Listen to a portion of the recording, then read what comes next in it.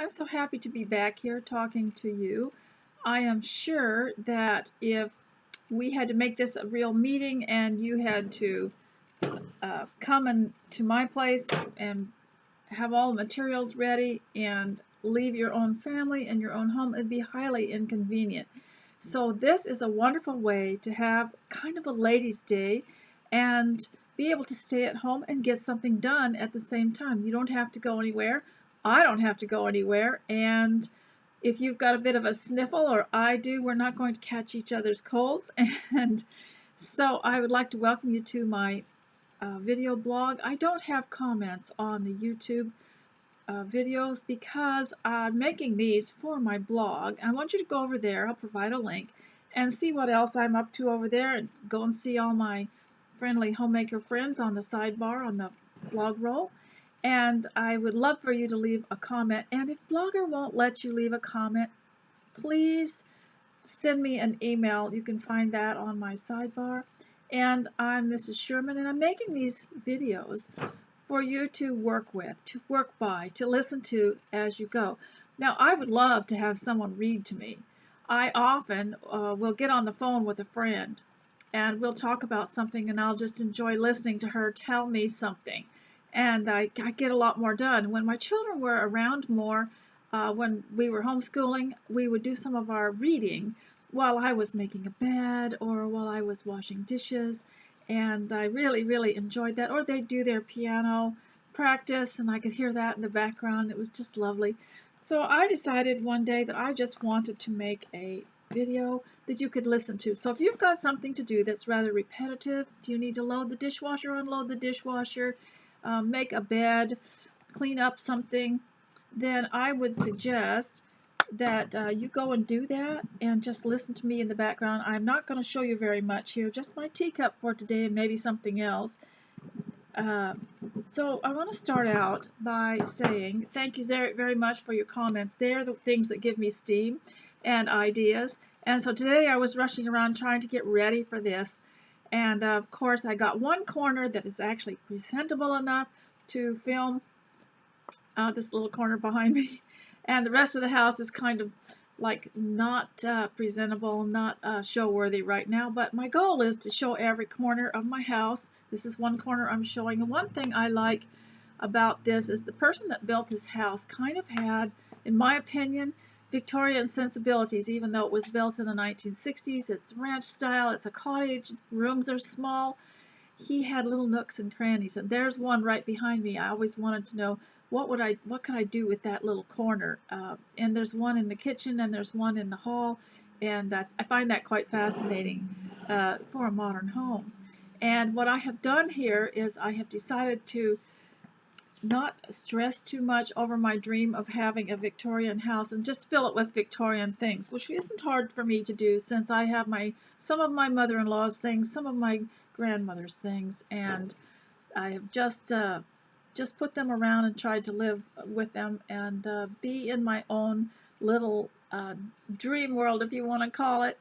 And so I wanted to share some of that with you, but this morning I'm wearing a blouse that I looked at, one like this. I don't know if any of you remember Spiegel's catalogs. Do you remember those back in the 80s? And they had a blouse that they sold for a lot of money, $40 or $50, that had this little lace area on it and a matching skirt. And I always wanted it, but the price was way over the top for someone who's raising children and trying to stay home and homeschool, so I never got one. But a few years ago, Walmart got them in all kinds of different colors, and for something like $6.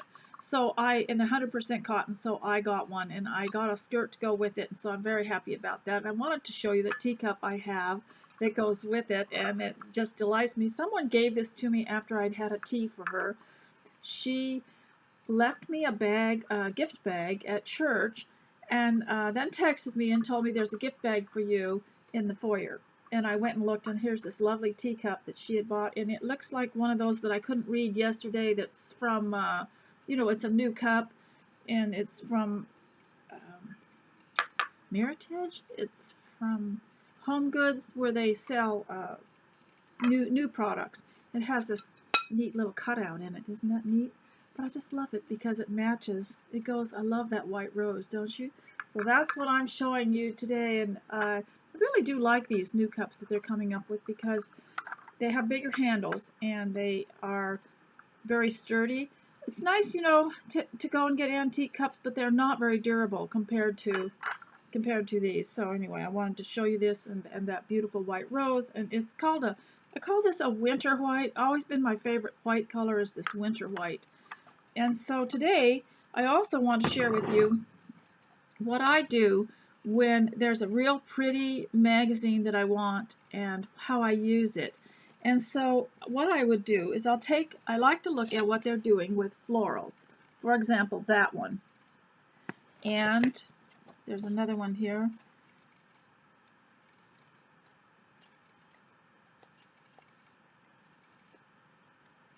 If I can ever find it. I'll take a look at how they arrange things in these florals. Now I've noticed floristry is an interesting industry because they have competitions and they have magazines with florals in them. It's kind of like hairdressing where you can get different styles that come out of the creativity of people that are participating in the contest. And I've noticed now that it's not so formal, and the way that they put things in a container and the different kinds of containers that they use always interests me. And I know, here's what I know. I know that I can go to my local Dollar Tree and I can find at least 2 bushes for $1 each that have about 6 flowers on each one, and I can create something just like that. And 2 different colors maybe, and maybe a third, and then of course at home I could probably find something, a container to put in it, even a goblet or a glass that I already have, and so I can have these in my home. And even in this corner that you're looking at, that's just a bush over there that someone sent me, and I believe those flowers come from Hobby Lobby, and they've lasted so long and they still remain bright looking. They're very high quality. Now over in the corner on the other side of me is a picture that I picked up at Goodwill that I recognized as a reproduction of a very famous painting, I believe Sir John Hennessy, and I don't know if that was an Irishman, and I'll have to look that up and leave the information for you, and I've forgotten what the name of it is, but I always loved it.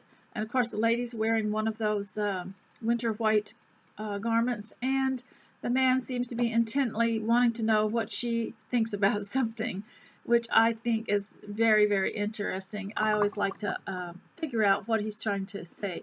And so today I have so many things to talk to you about. I've already been talking about practically nothing for 8 minutes, but I hope you're going around and getting something done. So we're going to start with the usual, and that is your appearance. Have you gotten your hair combed? Have you fixed yourself up? Have you gotten yourself dressed? And why do I even concentrate on this? Now, everybody has their own way of doing things. There's an old saying that I hear sometimes amongst people who really aren't very knowledgeable, that everyone is going to heaven in their own way. Well, of course, we don't believe that. We believe there's a specific way, and it has to be God's way, not something you make up. But in homemaking, that is one thing everybody does in their own way. Everybody gets it done in their own way. There aren't any rules, and I'm not here to tell you any rules. And I'm not here to say you have to be dressed before you start, because some people actually do better getting everything cleaned up and then taking their shower and then getting ready for the day. And so I'm not going to say one way or the other. I kind of go through different moods, and right now I feel like I need to be dressed and ready because, of course, like I said yesterday, if you decide this is the day you're going to be in your dressing gown and your pajamas, that's the day the Federal Express and UPS and the post and everything comes to the door, and you have to sign something. And by the way, something did come to my door today, and I'd like to thank Barbara Gardner of New Jersey for the lovely tablecloth and chair things she sent me, because I will be using them, and they look like they're something from, I love used things, and they look like there's something that I admired, maybe from the 1980s. it works well with me. So I want to thank her in case I don't get a chance to email or write.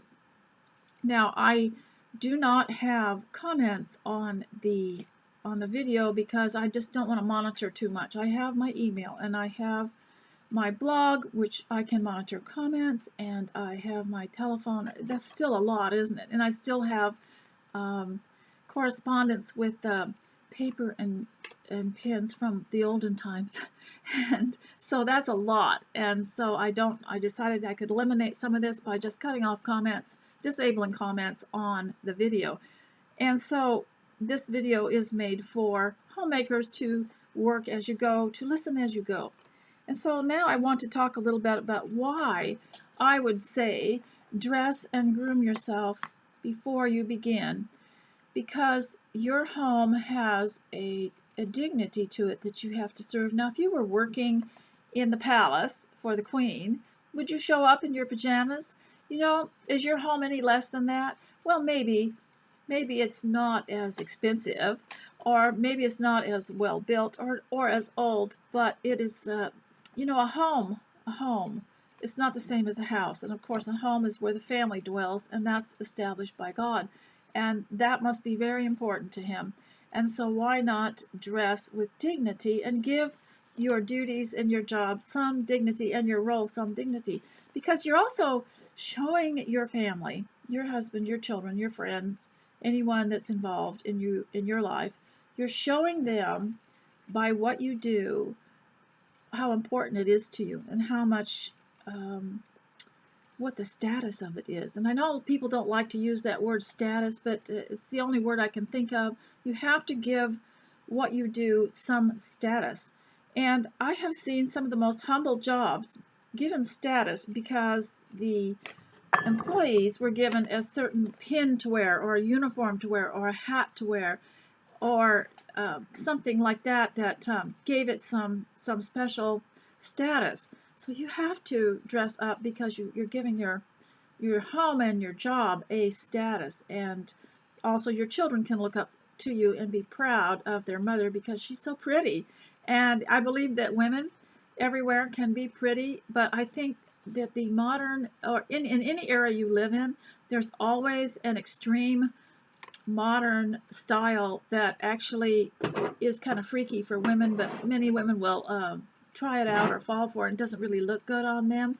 So at home you can dress beautifully, and there isn't any peer pressure because you can wear what you want, and you can preside in your home in an elegant way as though you were royalty. And I have done several videos about royalty and shown how you can use as an example some of the elements of royalty.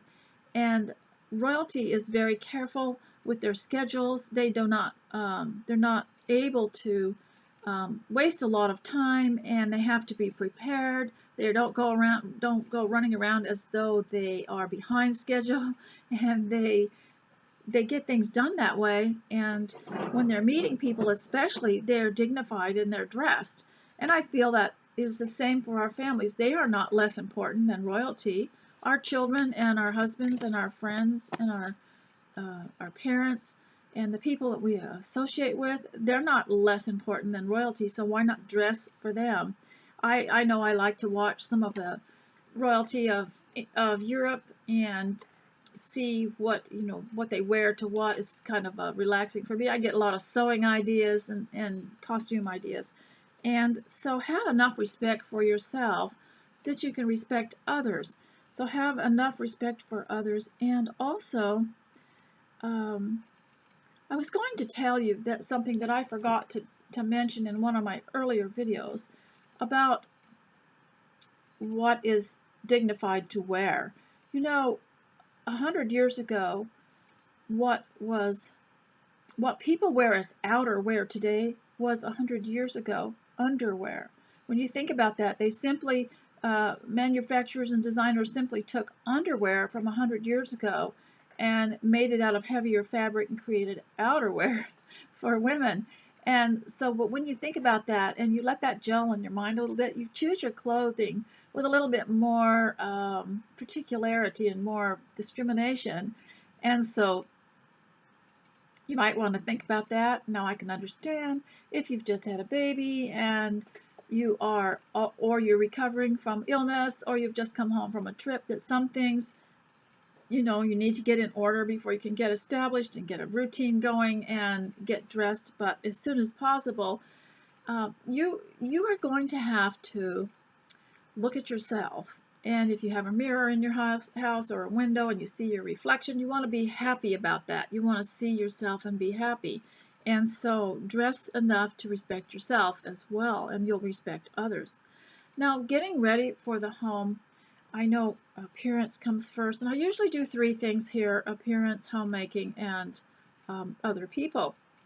And I try to make it all as pleasant as possible, even though sometimes it's about dealing with difficult people, but and I don't want to do that all the time.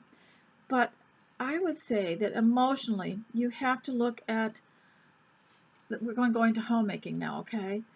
Let's suppose there's a room that you dread, or if you recall, what is it that Harriet, I think it was Harriet, said to Emma, or Emma said to Harriet, there's a grim job to be done.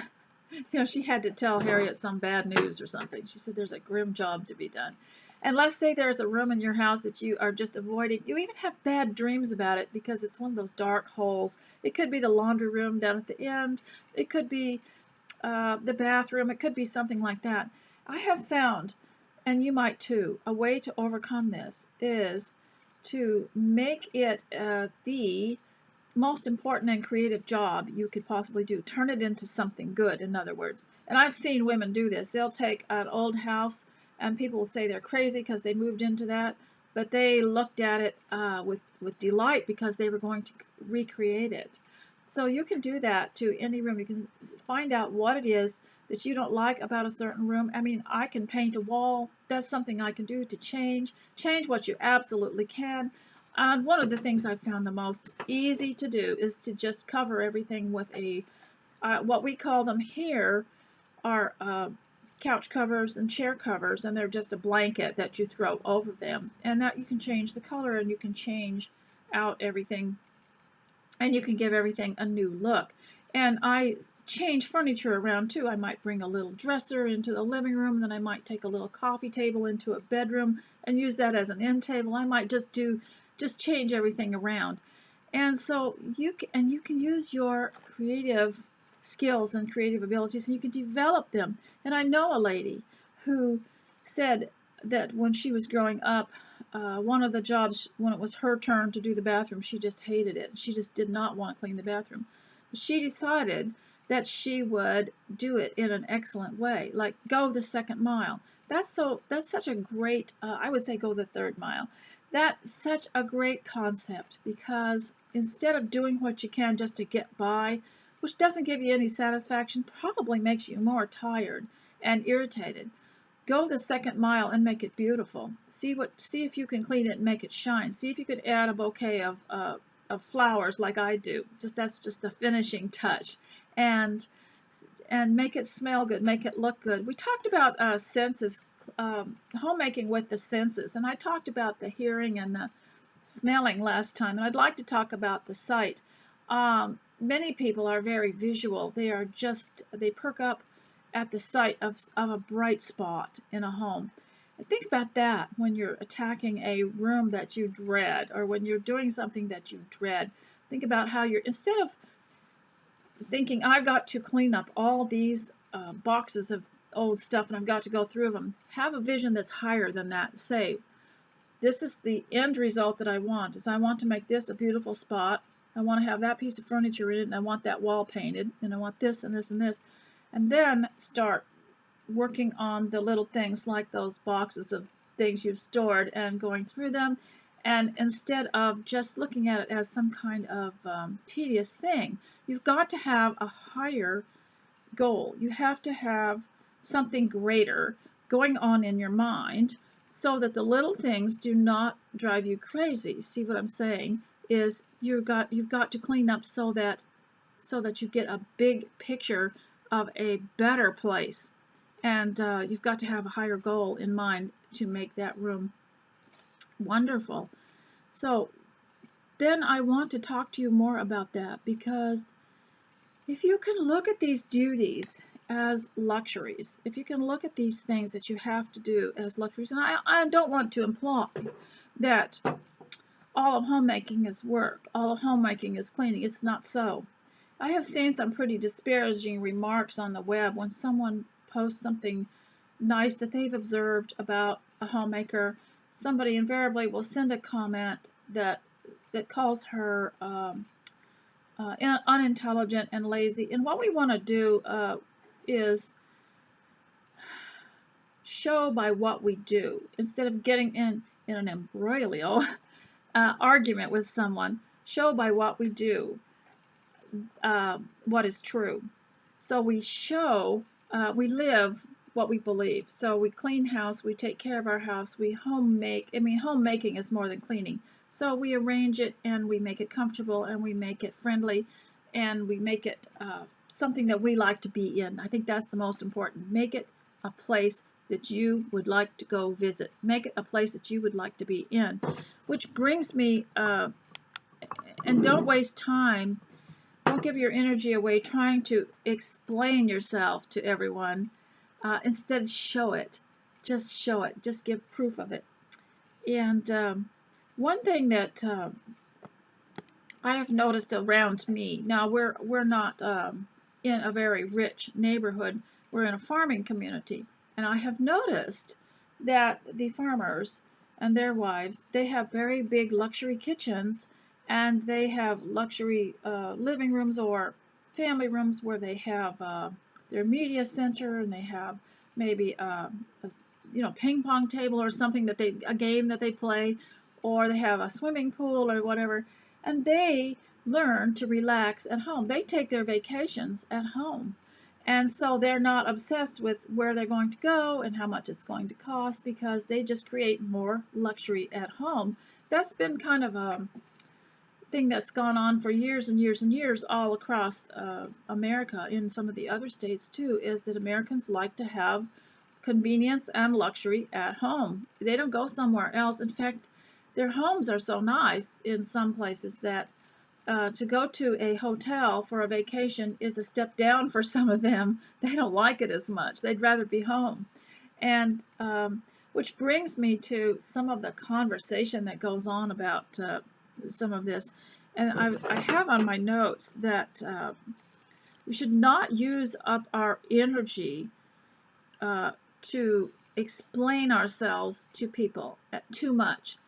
If a person has any knowledge at all and any observation about life and about the world, they don't have to ask questions about your homemaking. They don't have to say, what do you do all day long, or how do you find anything to do, if they've got any intelligence at all. And if you over-explain, if you start explaining this, say, well, first I do this and first I do that, they may want to just argue about it. They'll say, why do you do that? Or, why don't you do this? Or how do you, why? It just ends up being futile. So that takes up energy. And you have to be careful how you're going to use your energy. And this energy that you use in arguing with people and trying to explain yourself to people who are questioning it is energy that you could give to your home.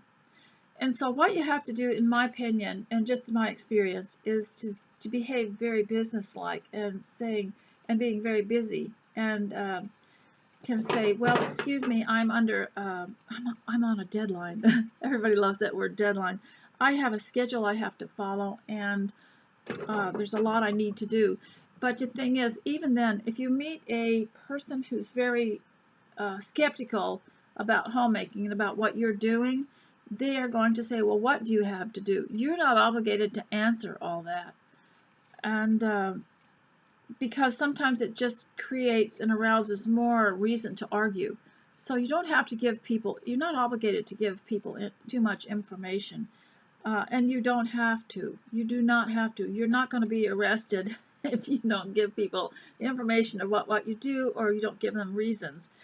The best thing to do is to show it. What is it the Bible says, especially in James? Show me your faith by your works. So show that, show why you believe in homemaking by doing it, and not arguing constantly about the philosophy of whether you should do it or not do it, or whether it's worthwhile, or whether you're doing a good job. Just do the best you can and concentrate on it. Now, there are certain people you meet every now and then, like in the grocery store maybe, and you know that they're very dedicated to their homes. Maybe certain religious groups that you meet or that you know of, you know they're very dedicated to their homes. They absolutely spend no time worrying about what anybody else thinks, and they don't explain it because they're in a group where they have this mutual support. Well, you may not have that, and because, you know, maybe you're in a world of mixed people, that some have different lifestyles and different beliefs, but you should still not feel that you have to justify it. You can do it. Does anybody else justify anything they do just because somebody else doesn't like it? I think most people do exactly what they want to do, and I don't think that you should get caught up in arguing about your home or about what you're doing at home. So the results of taking that energy and putting it into your home is, number one, you'll have a clean house. Number two, you'll have a pretty house, a beautiful house. And number three, you'll have peace of mind and a calm heart. And number four, you'll have happy children and a happy husband. And there was a saying that came from the olden days where it said, there's nothing more important to a man than the happiness of his wife. And it was concerning the contentment she had in her home, being a homemaker. It's very important at one time for men to see that their wives were happy, that they had what they needed, and they were always looking for something, back in the olden days, you know, something to make life easier for her at home, because it is a continual labor. So they'd make sure she had a washer and a dryer and running water and the conveniences that she needed to make it easier for her to help him, you know, by creating a home for him, by being able to wash the clothes and do the meals. And you know, she had a car because he wanted her to have a car so she could get around and get the things she needed to run her home and to take care of the children. And so it's an interdependence. And so I just want to talk to you a little bit more about some of this energy business. Energy that's taken up in arguing, worrying, or resenting is energy you're actually stealing from your children and from your home. And if you live alone, you're actually depleting yourself of energy that could be used to improve, to make your home a better place, and to progress and to move forward. And I've emphasized this before about moving forward. Don't stay in the same place emotionally. If you've had your ups and downs and emotions and there's always the same turmoil going on, move away from it, move forward from it, and don't use energy up on it, because then you can't move forward. You've used all your energy, lost in this little whirlpool of fear and anxiety and arguing and worrying and resenting. You can't do that. You have to put it aside because you want to have a beautiful home. Now, I live in a small cottage built in the 1960s, not of the best materials, but I decided that since it was the preacher's home, that I was going to do the best I could in it and make it beautiful and make it better than when I came, so that if I ever leave, it's in better shape than when I came. I think that you can do that. I think that if I can do that, you can do that, especially since I'm on the elderly side and some of you are so young. I think you can do that. I'm pretty sure you can. You can do better than I can. And one of the things that I did to help me get interested in what I should do to make it a lovely home is I would go around to all the, what are they called? The houses that are open during holidays, you know, what are they? I forget what, the house tour, something like that, and go to certain neighborhoods that had holiday house tours, and they had them all decorated. You could go in and get ideas from them, especially if they were historical homes, and they had the historical home house tours. Or there are the new homes that are being built, and they'll have certain ones that are open to the public, and you can walk in and look around and often they will have hired a decorator to come and decorate a model home. Those are fun to go in. You have to wear funny shoes, but to protect the floors and everything, but it's really worth it. And that's where I get a lot of my ideas, and make me happy to think I could probably reproduce that at my home in some way, whether it was the arrangement or the light or something like that. And I also went to furniture stores when they used to have furniture stores. Well, I think they probably still do, but the furniture stores, especially around here, were arranged by room. So they would have one room they weren't like warehouses. They had one room that looked like a luxury bedroom, and another room that looked like a luxury kitchen or a luxury living room, and it had a fireplace in it. And I would just go in and look around and just observe, because they hired interior decorators to make everything pop, because of course they want to sell their furniture, and appearance is everything. You'll have to watch my previous video to figure that one out, and why I emphasize that, because that kind of thing often causes an argument. But that's a figure of speech, one of our figures of speech. And so that was very interesting. Well, now I have gotten to the point where I don't need to do that. Oh, another thing that I did was that I took if I buy a magazine, it has to be high quality. It has to have really good feeling pages, and not something cheap. And I will keep it as a book forever, because, I've kept everything since 1982, or was it 52?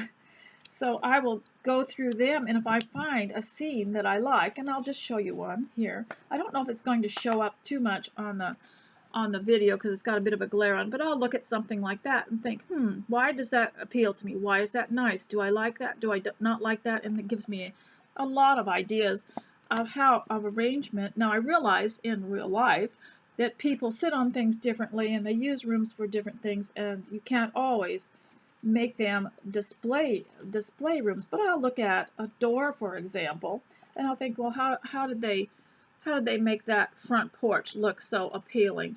And I'll study things like curb appeal and that sort of thing. And you can also take classes, but I have found the classes not to be as productive as looking in the reading about it. And also there are many YouTube videos that will help you to arrange your home, give you some hints. But most of the time, what really works are not the pictures in the books or the furniture stores. What really works is looking at your own home and figuring out what feels best and looks best to you. It might look like something great in a magazine, doesn't really work in your home. You try it, and it doesn't really work. So you keep moving things around and rearranging and trying to find a better way to make it look good. And so those are just some ideas that I've had. And the result is, of course, that the house will give you peace and energy and the feeling of stability. Now, this is one reason why I say the homemaker should never panic if things change financially for her husband and she feels like they might not be able to stay there, or she might have to go out to work or something like that, is to keep life the same and keep doing the same things and keep having the same rituals and the same home life, and not panic and not try to change things too quickly. And don't panic, because sometimes situations will straighten up by themselves. Now, everyone can keep house in their own way, and I learned that recently, that everybody has a different style. Everybody has a different way. That some people have more inspiration and energy in the morning. Some people gain it around 4 o'clock in the afternoon. Some people want to just kind of think about things for a while. First thing in the morning, they want to have a leisurely cup of tea, make a list, and think about it. They don't like to jump out of bed and start working right away. They just want to gradually warm up to something. Other people, energetic in the morning, but around 5 o'clock at night, they're finished. and they just would rather, watch a movie at night and just leave the mess alone. So I would like to now talk about, I've been talking for 35 minutes, and I'd like to talk a little bit now about dealing with people. So I wanted to start with children, because you will have children around, and that is that if possible, be as cheerful as you can around children, because they are going to develop their moods from your moods, and they are going to develop their judgment from your judgment. And if you are always short-tempered, they'll just pick it up from you, and they'll be short-tempered. And be careful, because when they become adults, they're going to start bossing you around. And so you want to impress them how important it is to be cheerful. And this is not to say we should not sympathize when someone is hurt. Yes, that is important. But another thing I wanted to say about children and safety. Remember, I told you last time the children should be always seen and heard because of safety. You don't want them to shut the doors in their room and perhaps lock themselves in there and get themselves caught on a string or something that's hanging from a curtain. And you have to be so careful. And you have to hear them and see them, hear them or see them while you're raising children in your home. And that should be the rule for the house. But the other thing is, small children that have things in their hands, that get a hold of something that they shouldn't have, you need to approach it. Let's say they got a hold of something sharp, a pencil or something, and they're hanging on. You know how they hang on so tight, these little children. You need to approach a situation like that. If they've got something that's dangerous in their hand, you need to approach it as though it were a man with a gun that's going to go off. So you have to, even a policeman will approach someone carefully who has a gun and talk him out of giving it to them. So what you have to do, you don't ever grab something that the child has that's real sharp, or anything, you know, a stick, anything. You don't grab it from the child and pull it away suddenly, because it could cut them, it could scrape them, and then as you grab it away and they let go, you can poke yourself with it. So what you have to do is you have to hold on to the child's hand and pry it out carefully, but you don't grab something from a child. I've seen this a lot with parents and other people, brothers and sisters. They'll grab something, but it will hurt. Like one child had just one of those simple little sandpaper emery boards, nail file, had gotten a hold of one of those, and the sister didn't want him to have it, so she grabbed it, and of course it sanded his skin pretty badly. So you just have to be very, very careful when taking something away that's dangerous away from someone else. You have to be careful. And there are lots of little children's hints that I could give you that are so important. Some of them, I think, would save your child's life. To always be careful. And now I want to talk about, for the next half an hour, more about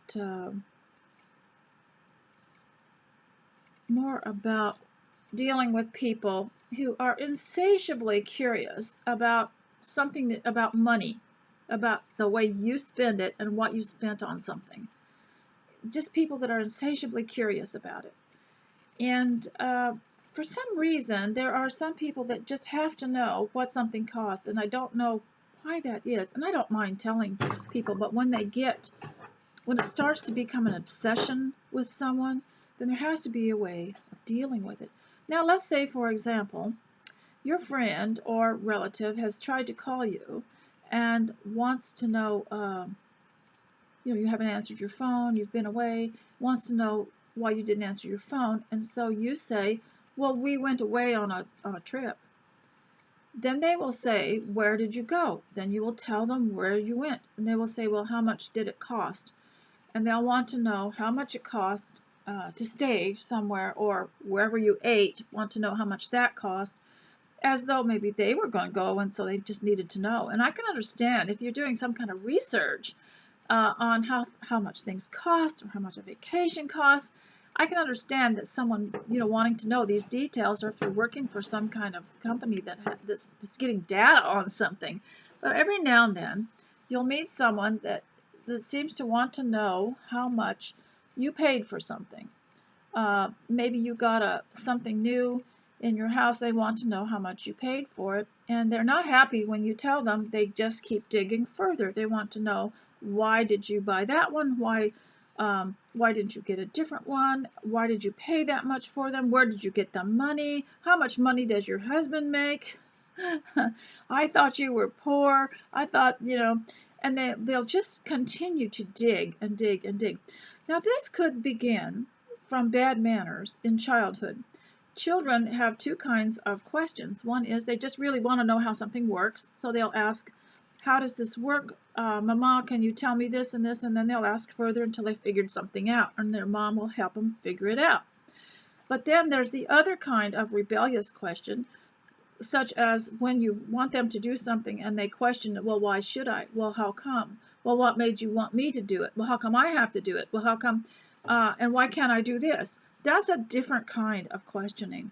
So while we want our children to learn how to do things and to ask questions, we have to teach them not to ask questions that irritate others. And it could be, in my opinion, that these adults have never learned not to ask questions that irritate others. Maybe it was a childhood defect that was never corrected. So that could be part of the problem. And it just plain bad manners to ask someone over and over till you get, and keep digging until you finally wrinkle it out of them. Remember that from Sense and Sensibility?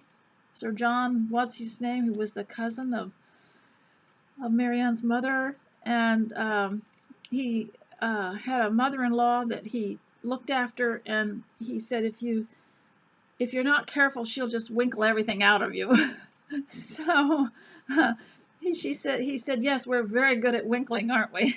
So these people will winkle it out of you. They will wrest it out of you. Whatever it is.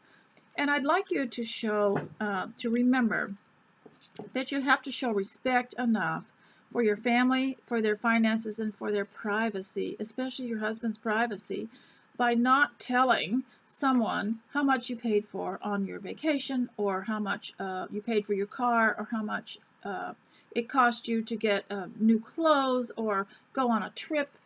How much did the gas cost? How much did it totally cost? How much did the restaurant cost? That's your own private business. And you could always turn it around, You could always ask them how much it cost them. How much did their furniture cost? How much did their car cost? They won't like it very much because it's always one-sided, isn't it? But these people that are insatiably interested in how much something costs, there's a couple of things that might be happening, and I'm only guessing. Number one is they want to know how much richer you are than they are, or poorer you are than they are, or whether or not you're trying to live above your station. And the other thing might be that they're actually, by getting you to answer these little details, they're actually devaluing what you did. Because after you have answered the questions to every little detail, like, where did you go? Well, I went up into the mountains to see my friend. Well, why did you go up there? Well, she's been asking me for a long time. Well, why'd you stay so long? Well, because she was serving us tea, and it was so delightful, and it was so beautiful up there. And then she will continue to ask questions until you feel that that what you're talking about is so ridiculous. Have you ever talked to a person who's hard of hearing, and you say, hello, how are you? And they didn't hear you, so they'll ask you again. So you say, I said, hello, how are you? And then she'll say, what? And you'll say, how are you? And then after a while, you feel absolutely ridiculous repeating the same phrase over and over and over. Well, with someone who is just so hungry for information, for how much something cost, after a while, when you start to explain, well, how much did it cost you to go up in the mountains to see your friend at her house? And how much money do they make? After a while, these little details start to irritate you, and it starts to devalue the whole experience you had, because you have to explain things to a detail. And pretty soon, it takes away the fun and the glory of it. It takes away that ambience. It takes away that wonderful memory of how you went and had tea with your friend who lives in this little cottage in the mountains, and because someone asked you so many questions. And the others, so they have devalued your visit. They have devalued your vacation. They have devalued it by pestering you about the cost of it. Because when we go on a little trip or we go on a vacation, we don't actually think about those things. We don't think about money so much. We're there to look at the view. We're there to experience the area and to get a little a different aspect of life, you know. And so they're not asking questions like that. They're not asking, how were you refreshed by this trip? How did you, what sort of things did you learn that you could bring in to your home? Something new that would refresh you. I know when I go on a holiday, I'm changed by it. I come home and I've got new ideas, especially for my home, and depending on what we did. And I might even picked up a new recipe just, you know, by observing something that we were eating. And so ladies, these people that pester you for the cost of something, this is something that is quite serious. In fact, it can be quite upsetting sometimes, and it uses up your energy trying to explain to them every little detail. So what I started to do, because every once in a while you'll get someone like that. They're the people that novels are made of, don't you know? And they can be a character in your next book. And so what I do, I know that I'm going to maybe run into this person that knows that I was not home because we went on a day trip or a road trip. And I'll start right in and volunteer the information before it's even asked, and saying, guess what we did? We went up to my friend's house to the mountains, and oh, the leaves were wonderful. It was fall. It was beautiful, and they were all on the side of the road like a little carpet. And oh, I just wanted to go home and paint a picture of it. It was so pretty. You know, everything smells different up there. And she had this wonderful tea, and oh, these sandwiches were just absolutely, one thing she can do is make a sandwich. You know, that comes from Sense and Sensibility, don't you? Or was Emma? Yes, there is one thing I can do. My friends say that I can make a sandwich. So you start overloading them with all this information and volunteering it, and then you can't hear their answer because you're just passing them by in the grocery store, or they've come over and you're talking about this wonderful experience. And oh, her daughter played the piano beautifully, and she won a prize at one of the piano concert contests, and she's just so accomplished. And here I came home with, she put a box full of foods that I could share with you. Here, let's have tea. Would you like tea? And you just keep covering for this. And when they start asking questions like, well, how much does it cost, you know, to live up there, and how much is her electricity and stuff, you can say, well, here's her text. You can write and ask her. And these people are eventually going to meet someone who's a little stronger than you, and a little more forthright, and a little more brave, who's going to tell them to quit it. And it's not going to be pretty. And so these are just some ideas. Now, I mentioned this book I had read as a teenager that our parents had read to us, because it was called Don't Get Mad, Get Even. It had nothing to do with being mean to anyone, but it was a title in the 60s that people related to. And one of the things that it said was to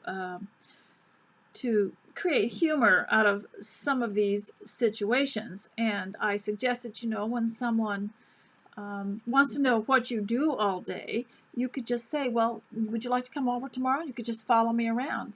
And if they say, well, maybe so, just say, this was one of the things that came out of that book, to suggest to someone that they bring their exercise mat with them, because we're going to start at 6 in the morning doing calisthenics.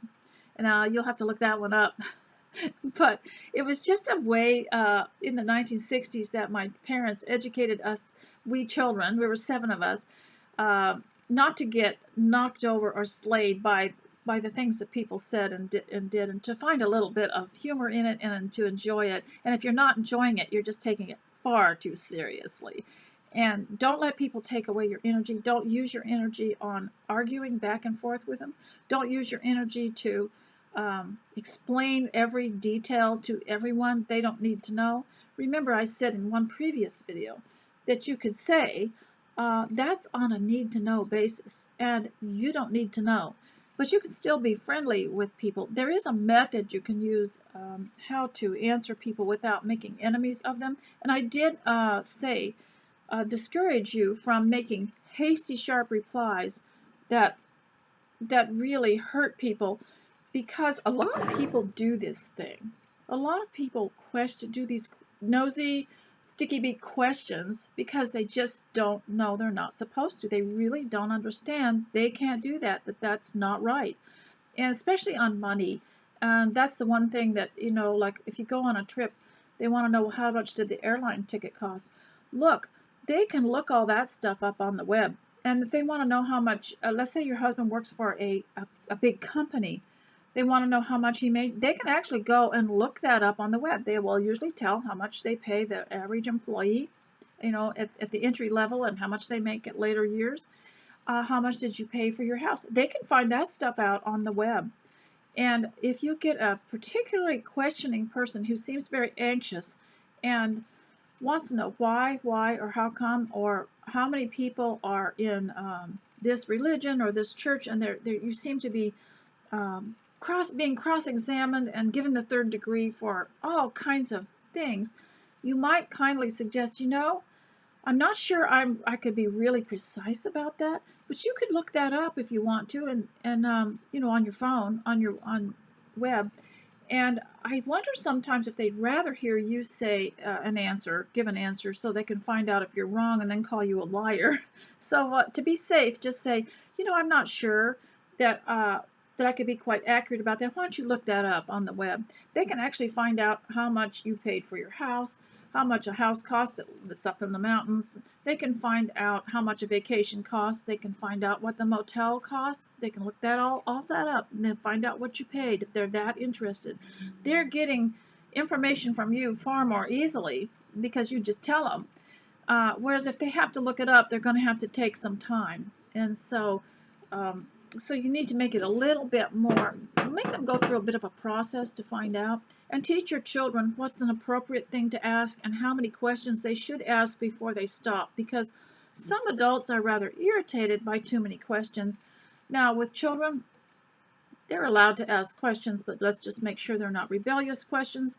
They're not questions designed to keep from looking it up themselves. They can learn to study and figure things out, a lot of things out themselves, so they don't have to ask all the time. And I think we went through an era, especially here in America, where children were encouraged to be curious. And of course, well, they can ask questions, but then they did not tell the children what questions were appropriate and what were not, and how many they should ask before their mother grew a little bit impatient with it. And so I know one mother, she'd get up in the morning and she'd tell the children, you each get one question today. Well, she had 6 children. She said, you each get one question today, and I'll consider it all and answer it in great length, because the questions had become. Another thing you can do when people get to asking those questions about things what things cost. That's my subject today. It's not really appropriate to ask people about cost. Now, if they want to volunteer it and they want to give it, and they're very, very good friends, that's different. Is to say, I'm not able to answer all that very accurately. You write all that down for me, would you? And let me look at the questions. And of course, they're not willing to do that. A lot of times people want to know because they are just gossips and they just want to figure out something they can tell about you to someone else. So be careful about what kind of information you give them. You're not obligated to tell anything personal about your finances. You're not obligated to tell them how much a trip costs, how much a piece of furniture costs, how much a new horse that you bought for your farm costs, or a tractor. You're not obligated to tell anyone. But I often say, oh, I got it at the Tractor Supply Company, and then they go down there and they can look and see how much I paid for that plaid shirt. So these are just some things that have come to me in questions and that I'd like to talk about. And so don't use your energy up that you can give to your home. You start arguing with somebody over something or answering all their questions, you're stealing that's like money. You're stealing that energy. You're stealing that time from your own home, things that you could be doing at home and thinking about. And so write and tell me what you think about this. And if you're not able to leave a comment, be sure and go to the sidebar and click on email and send me an email. I'll try to paste that in. Now, so in closing, I would say, when you have had people around, and even your children, it's better to build them up than to let them down. It's always better to build people up and to help them move forward in their life. It's possible that the lady who is pestering you with questions about your money situation is not moving forward with her life. She's stuck. So you want to have to help people move forward and to improve their lives. Ask them how they're doing with their house, with their housework. Have they made anything lately? Have they baked anything lately? What have they been sewing? And help them to move forward. And I do know one lady years ago, probably back in the 1960s, who said that she got a regular visit from someone who was always, trying to pry into these things.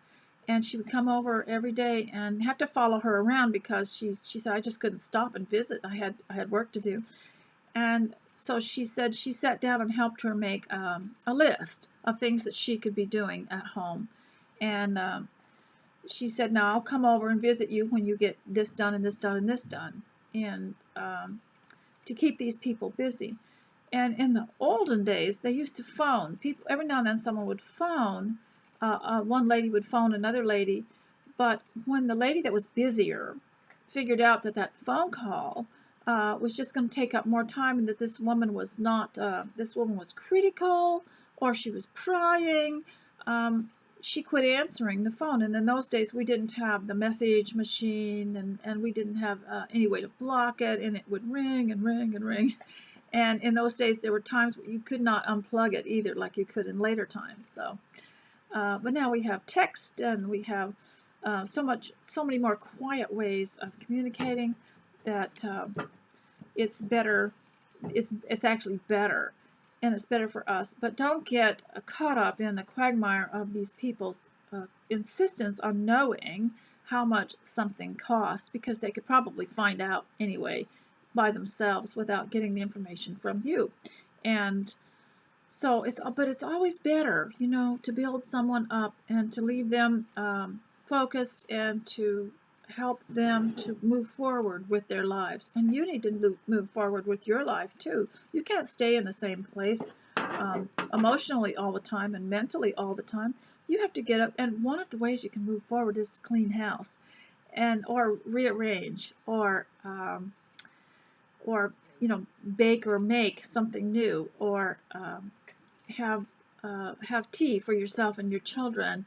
And that's an optimistic, forward-moving situation right there.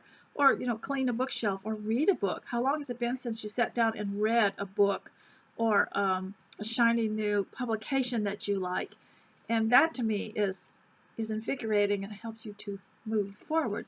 So I hope today, ladies, that you got something done while you were listening to me. Now, somebody asked me, how do you keep talking for an hour? Well, I have this list with words on it, and I put it up on my screen and just look at it and hopefully remember what the word was supposed to represent. I know that I missed a lot here. So learn and acquire new interests and new skills.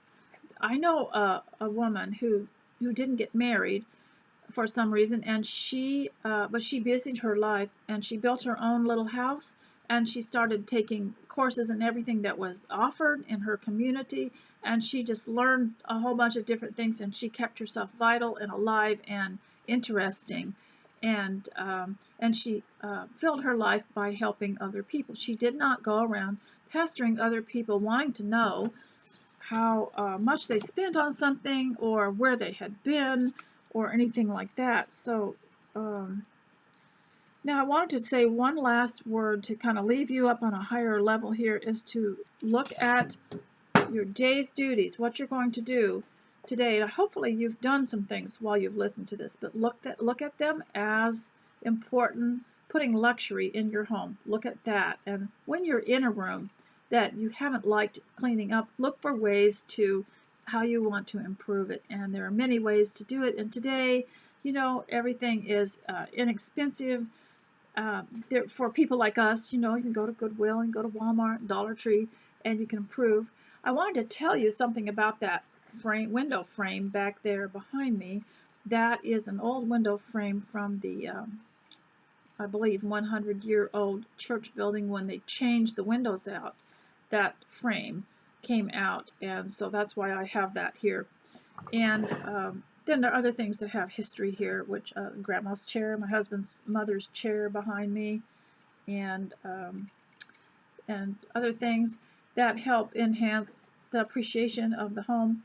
So ladies, I hope you have a wonderful day. Don't forget to take your list, make a list, and start it by praying that you might be able to achieve that, and to be happy, and not to let your energy get drained on quarrels and doing debates in your mind about why you're home and why you're a homemaker. And so I want to say God bless you, and thank you for leaving comments. Thank you for your nice sacrificial donations, and for all you do for me and for your support. So and thank you for your love. So I'll see you next time. Bye.